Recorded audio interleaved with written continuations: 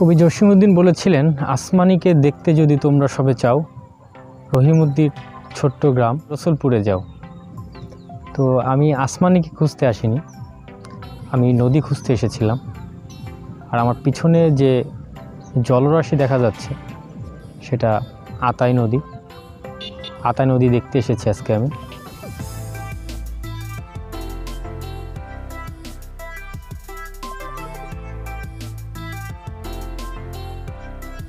এখন নেহাতি সন্ধ্যা, প্রায় সন্ধ্যা হয়ে এসেছে।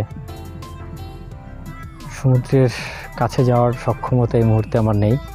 আমি এসেছি এখানে নদীর পাশে নদী দেখতে, এবং এখানে যে মনোরম প্রকৃতি তার সাথে নিজেকে কিছুটা মানিয়ে নেওয়ার জন্য।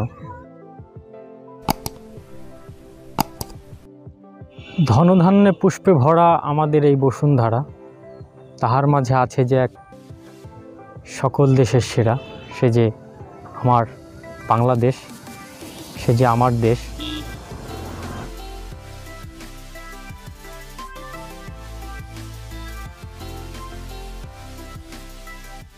সেটা আপনি এখানে আসলে বুঝতে পারবেন। আমার পিছনে দেখুন বিস্তীর্ণ সবুজের ক্ষেত। এরকম একটা জায়গা আপনি যখনই আসবেন আপনার মনে অন্যরকম একটা ভালো লাগা কাজ করবে।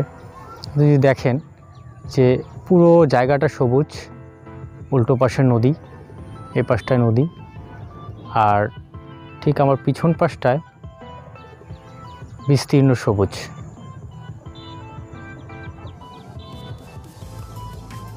আজকে আমার কোনো সফর সঙ্গী নেই। আমার সফর সঙ্গী আমার পিছনে লাল টুকটুকি। যদিও সকালে কিছুটা ব্যথা পেয়েছে, আহত হয়েছে, তাকে আমি ডাক্তার দেখিয়েছি, কিছুটা রিকভারি হয়েছে, তাকে আবার একটু পরিষ্কার পরিচ্ছন্ন করতে হবে। তাকে নিয়েই আমার যত ঘোরাফেরা চলাফেরা। আমাকে সবসময় এই জিনিসটা আমাকে সবচেয়ে বেশি সহযোগিতা করে, সেটাই হচ্ছে আমার এই বাইকটা। সূর্য ডুবুডুবু করছে, অন্ধকার নেমে আসছে, এই জায়গাটা নির্জন।